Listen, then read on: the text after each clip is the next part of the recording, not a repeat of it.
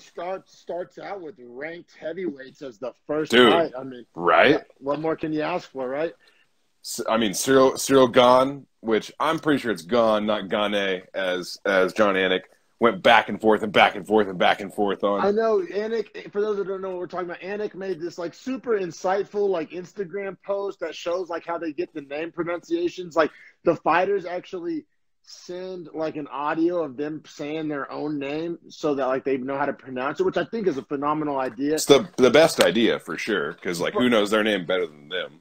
And then so Anik on Instagram like played the actual like file on the video and they said Gane. And it was him saying his own name and he said Gane.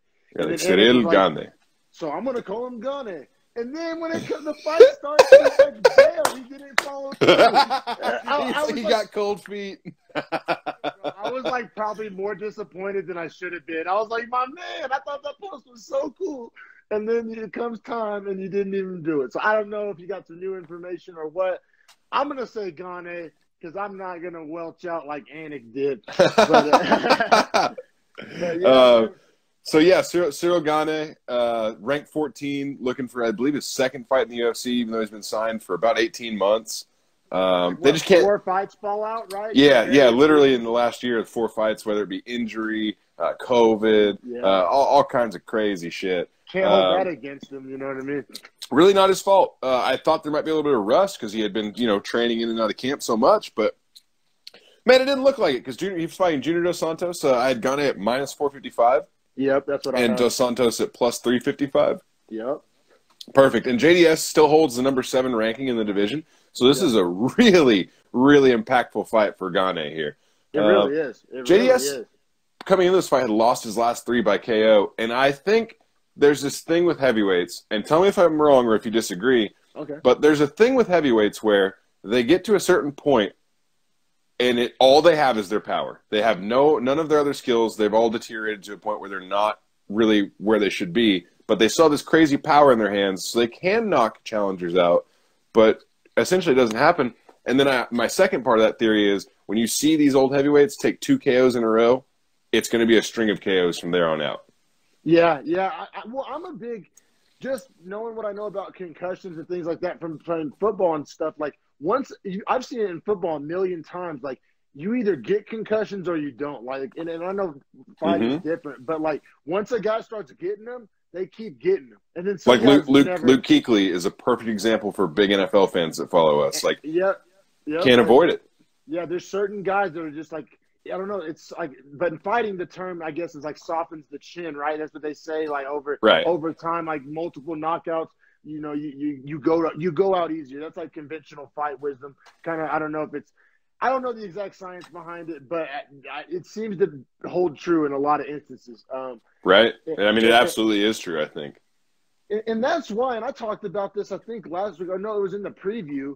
About how I think that it's a misconception that heavyweights can fight good older. I think they do, but I think you see it like they do fight, but I don't think that means that like they like perform better because they're heavyweights. Like I think they look like shit most of the time. I honestly, man, I 1,000% agree with you. That's what my whole theory is essentially, is that like people give them that benefit of the doubt, like, oh, because they have one shot KO power still, they can still fight, and it's like, their timing is gone. Their defense is gone. They can't, like, their cardio's getting zapped. Why are we putting these guys out there to get butchered like that? That's kind of how I feel.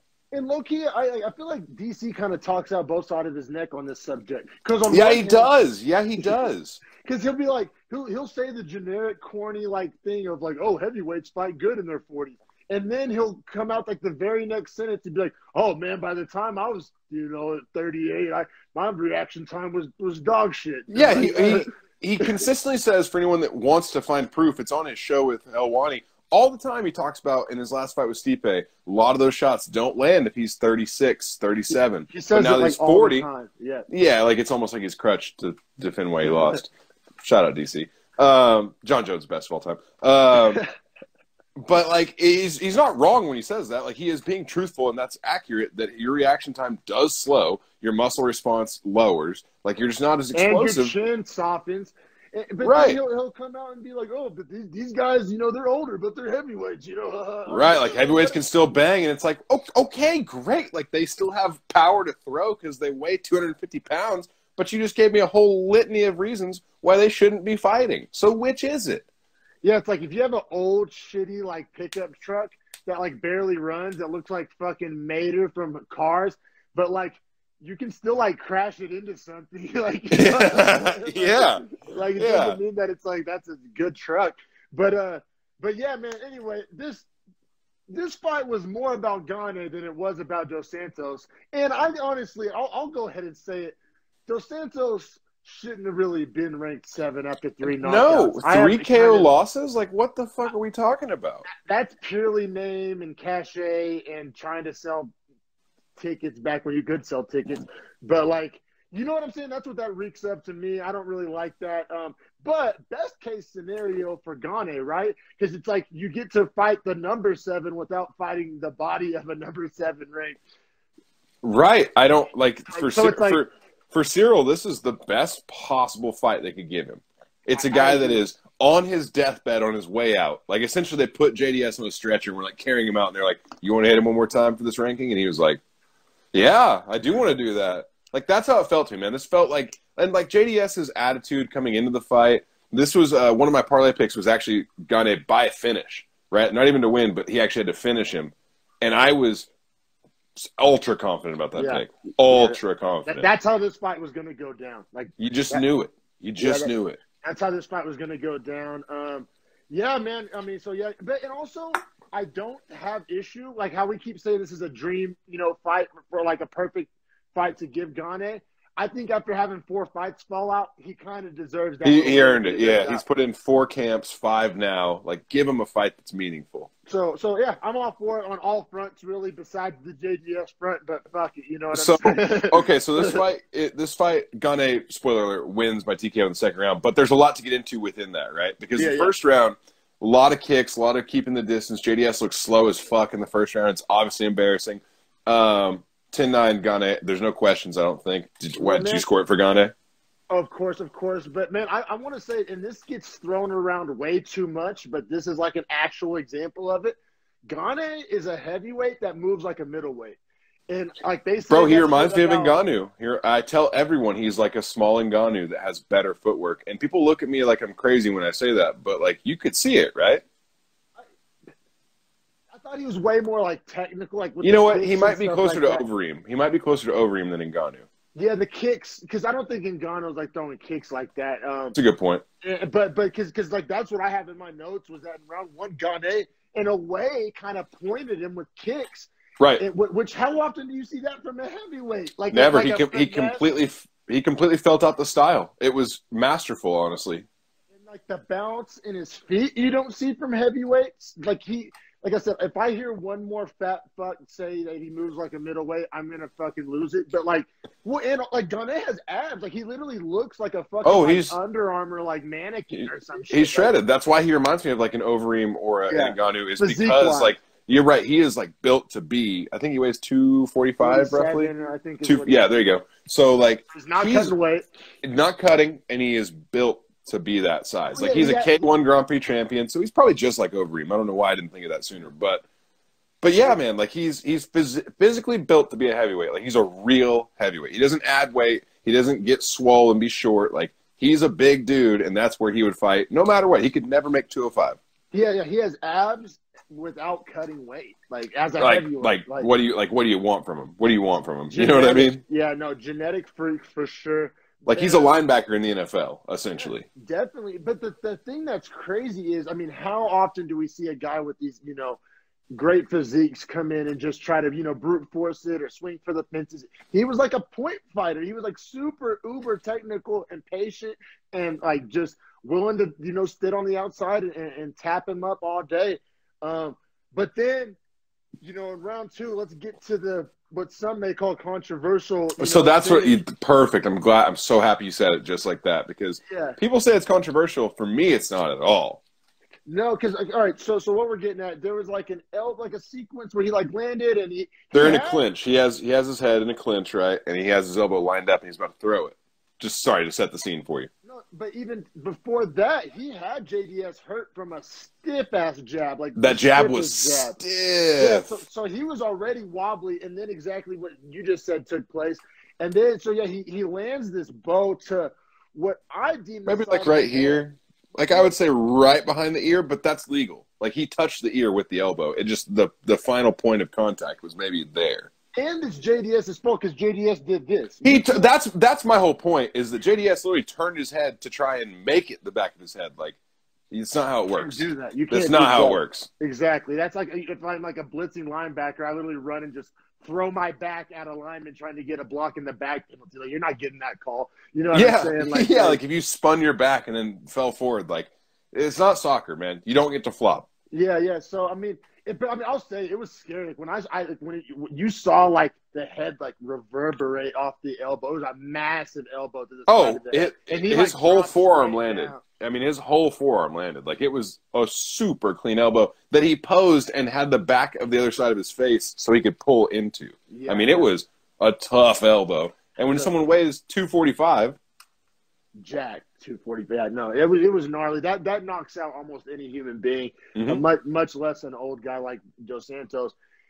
But also, so I didn't like that Dos Santos was kind of like protesting. Dude, he's taken away from a young guy's win. Like that should be a moment where Ciryl Gane is like, hell yeah, like I'm the man. I'm here to be in the top 10. I'm here to like make my name. Meanwhile, JDS is like, no, I could beat him if that illegal strike didn't touch me. And it's like, bro, you caused it to be to the back of your head. You're never going to beat him anyway because he could outpoint you for 3 rounds straight, and we all saw it in the first round. Yes. And you're just old as shit, dude. Like, take your money and get the fuck out. Like, I'm really at that point. I mean, he's probably done. Like, in the mood that Dana's been in, like what they're doing with the old guys, he's probably done. Happy you brought that up. They asked Dana specifically about JDS last night.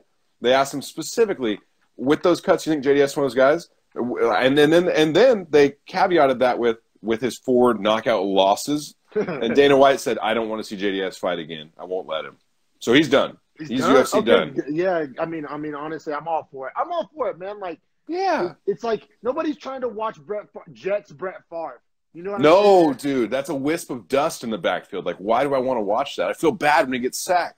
No, I feel it. And, like, I know. Sorry, I'm killing y'all with the football metaphors today. It's great, though. I mean, football's America's sport. So, for any Americans that can't get with it, what do you want me to do?